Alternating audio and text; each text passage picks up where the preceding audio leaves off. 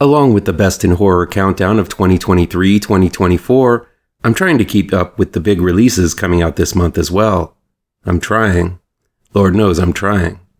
This weekend alone, there have been a ton of new releases, and I promise to get to them eventually.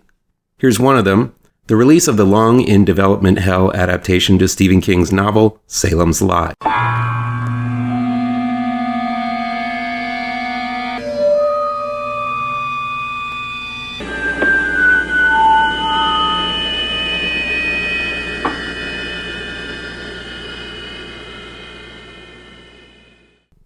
Salem's Lot is new, streaming on Max from New Line Cinema. It's directed and written by Gary Dauberman from the book by Stephen King. It's 1975, and writer Ben Mears, played by Lewis Pullman, returns to his childhood home of Jerusalem's Lot, also known to the locals as Salem's Lot. Right around the same time, a new antique shop has opened in the downtown area, owned by R.T. Straker, played by Game of Thrones' Pilu Asbæk, and the enigmatic Kurt Barlow, played by Alexander Ward. The businessmen have also purchased the local old creepy mansion on the hill outside of town known as Marston House. When a boy goes missing, all eyes go towards the new creepy writer in town instead of the creepy antique salesman in the creepier house on the creepy hill for some reason. But soon more people begin dying in mysterious ways, leaving a small group of survivors to take on Barlow's new cabal of vampires made from the rest of Salem's Lot's populace. This would-be group of vampire hunters includes Dr. Cody, played by Alfre Woodard, a local teacher who is too old for this shit, Matt Burke, played by Bill Camp, local hottie Susan Norton, played by Mackenzie Lee, the cliched drunken Irish priest, Father Callahan, played by John Benjamin Hickey, and child vampire slayer Mark Petrie, played by Jordan Preston Carter. It all leads to a standoff at the local drive-in as the slayers take on the vamps with the fate of the small town at stake. True story. When I was a very young kid, my parents went out to a party, leaving my cousin to babysit my brother and me. This evening also coincided with the premiere of the much-advertised TV movie, Salem's Lot. While we most likely were too young to be watching this vampire two-parter, my cousin, being the cool person she was, let us stay up and watch it. Well, it turned out the two lead kids were named Mark and Danny, which was the same name of myself and my own little brother, so we thought it was pretty cool to see our names in the film. It didn't take long before my brother noped out of the film because he's a scaredy cat and chose to go to bed, but I stayed up, as usual, until the end of part 1, where the undead Danny shows up to Mark's window. That shit chilled me to the core. I tried to be tough in front of my older, cooler cousin, and went to bed without a fuss. But that was just the beginning of the story. See, I had a window in my room that was just like Mark's in the film. I also loved old horror movies, so I had some scary movie posters and toys all over the place. This was just too much of a coincidence for me, and when I finally did go to sleep, I woke up soon after with the worst nightmare I've ever had. I don't remember much of the nightmare, but it probably had something to do with Salem's Lot. My cousin said I was screaming at the top of my lungs, and my eyes were as big as saucers. Now I hardly remember any of this. I'm sure my cousin got into a bit of trouble letting me see the horror movie of that intensity at such a young age, but it probably helped form the horror fiend that I am today. Needless to say, I didn't see part 2 of the original Salem's Lot series until a long time later. Of course, when I did see it, I realized Salem's Lot wasn't as scary as I thought it was. Such is usually the case with things seen as a kid and revisited in your adulthood. So I have a bit of a connection with Salem's Lot, on a more nightmarish level, and I was looking forward to this new adaptation. Unfortunately, this movie has a lot of problems. Most of them have to do with the fact that Salem's Lot 2024 has been in development hell for years, with producers working and reworking the final cut to death. I don't know if this was originally intended to be a miniseries or a much longer movie, but it is apparent by the pacing that this film has been through an editing lawnmower. The passage of time and pacing of this film is off by a mile. Ben Mears gets into town and immediately he's been there for a few days, and then a week passes and he's in a relationship with Susan, the town hottie.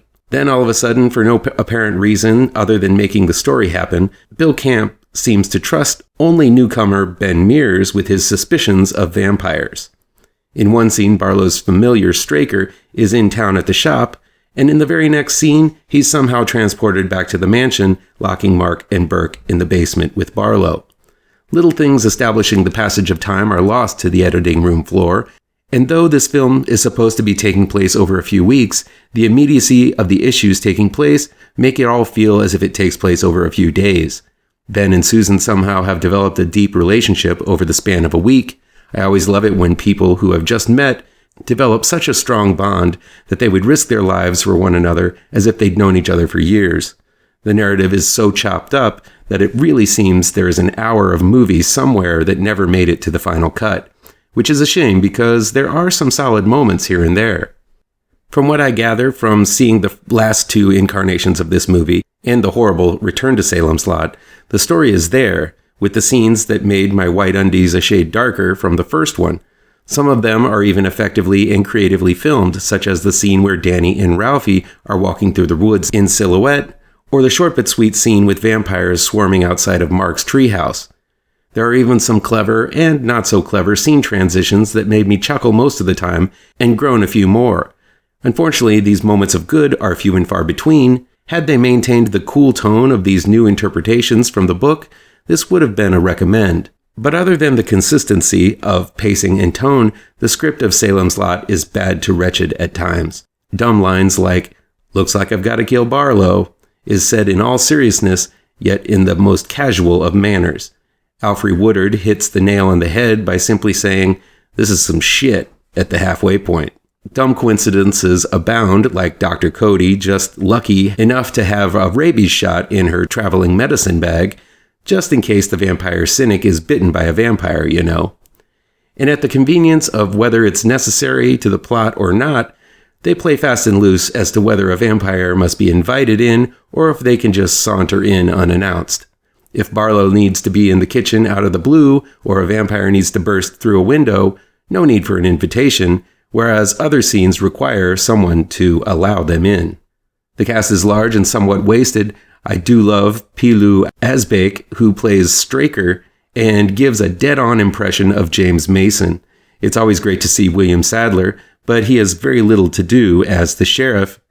Alfre Woodard has a little bit more to do as Dr. Cody, the town doctor, but not by much. The lead, Lewis Pullman, is just an uncharismatic actor. Like many of the roles his father, actor Bill Pullman, chooses, Lewis kind of shares that aw-shucks pushover type of personality with his father, which doesn't make him very effective as the hero. They don't even really specify what genre of book Mears writes, though this being a Stephen King story, I'm sure in some incarnation of the script it was horror, but that part is either left out of the script or cut out in a fast edit. So there's no real reason why Mears, and everyone else for that matter, automatically accept that vampires exist with little argument. I will say that the ending, taking place in a drive-in theater lot, is somewhat inspired. I haven't read the book, so I don't know if the ending is new or a faithful adaptation, but since it didn't show up in the previous two incarnations of Salem's Lot, I'm guessing it's something Dauberman came up with himself. It's a decent way to tie in the earlier scene at the drive-in, and proves to be a fun setting for the remaining vampire hunters to take out the vamps. I've been critical of this version of Salem's Lot, but I think it could have been much worse. There seems to be a decent movie in there somewhere, even though the script works against it. Alexander Ward is decent as Barlow, under a ton of makeup, but really, no one can play the role as menacingly as Reggie Nadler did in the original miniseries. And the vampires themselves look quite frightening, as this film tries to be a throwback to the original series of sorts, with the glowing eyes and the pale backlighting. In the end, it serves as a fun time waster that didn't move me enough to love it or hate it. It's not as bad as many reviewers want you to make you believe, and it's not as good as what's come before, and will never be as frightening as the night I watched it back in 1979. Did you guys see Salem's Lot this weekend? And have you seen the previous incarnations of this story? Let me know what you thought of all of them down in the comments. Please do me a favor and punch that like button down below. Share this video with all of your social media addicted pals. Click subscribe to this channel and ring that bell for notifications.